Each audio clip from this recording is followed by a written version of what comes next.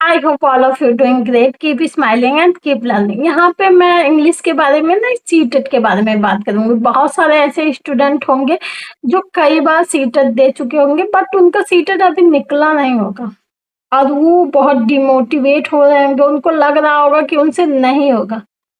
मेरे my dear friend, ये आपसे ही होगा। आप लोगों से क्यों नहीं हो रहा है? क्योंकि ये नहीं कि आप लोगों के पास नॉलेज की कमी है, आप लोगों के पास नॉलेज है लेकिन आप उसको अप्लाई नहीं कर पा रहे हैं। अब जब एग्जाम सेंटर पे जाते हैं तो उसको अप्लाई नहीं कर पाते हैं और उसके लिए आपको प्रैक्टिस करने की जरूरत है। देखो, सबके अंदर अलग अलग कमियां होती हैं। कुछ लोगों को ऐसा होता है नॉलेज कम होता है लेकिन अप्लाई वो बहुत अच्छे से कर लेते हैं, इसलिए वो पास हो जाता है पहले बार में। तो आप सोचते हैं कि वो उनके पास नॉलेज मुझसे कम था लेकिन वो पास हो गए, मुझसे नहीं होगा। ये सब सोचने से काम नहीं चलेगा। Got it? अपनी कमियां खुद ढूंढिए।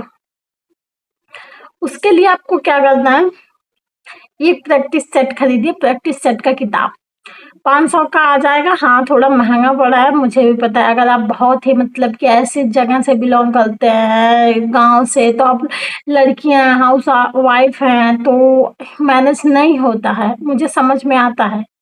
लेकिन आप, बहुत सारे ऐसे प्लेटफॉर्म है जहाँ पे प्रैक्टिस सेट मिल जाएंगे इजिली।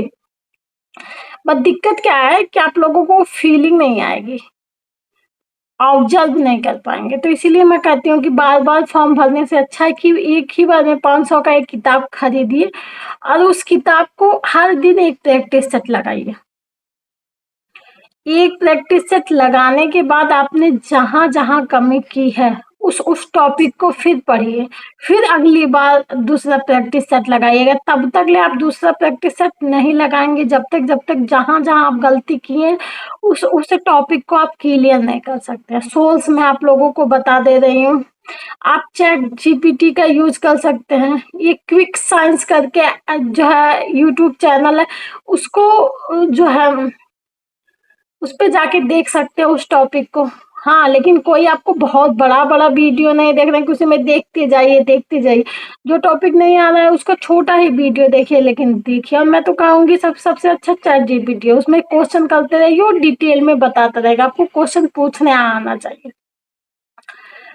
और दूसरी चीज कि जब आप लगा रहे हैं प्रैक्टिस सेट तो उसी टाइम में लगाइए जिस टाइम में आपको एग्जाम देना है। ये समझिए कि आप जो है एग्जाम दे रहे हैं, तब इसका आप लोग फायदा उठा पाएंगे।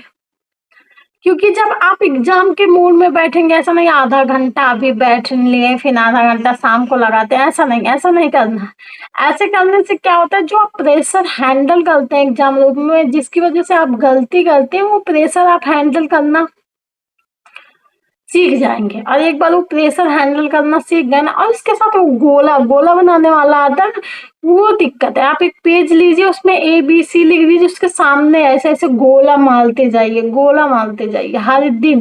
क्योंकि साथ साथ गोला करिए, साथ साथ ही आपको गोला करना है। जिस क्वेश्चन को आप लगा रहे हैं उसके आगे A के आगे B के आगे ऐसे बहुत सारे ऑप्शन है, ऐसे ऊपर लिख देना और नीचे ऐसे नंबर। नहीं तो ऐसे एकदम अच्छे से सुंदर सुंदर लिखने की कोई जरूरत नहीं है। ऐसा रफ करिए लेकिन गोला ऐसे करते जाइए, जिससे आपका गोला करने का भी टाइम भी मैनेज हो जाएगा।